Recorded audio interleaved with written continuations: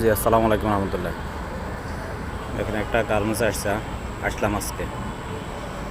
খুব সুন্দর একটা দৃশ্য দেখে মানে মনটা জুড়ে গেল। কি সুন্দর ফুলের বাগান দেখেন, কার না মন জুড়াবে এ ধরনের একটা ফুলের বাগান দেখার পর।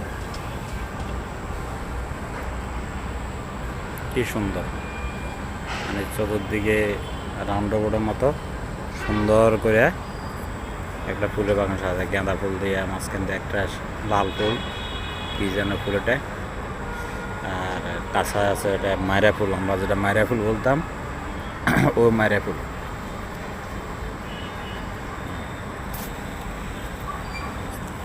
খুব সুন্দর একটা দৃশ্য, মানে নিজের মনটা জুড়ে যায়।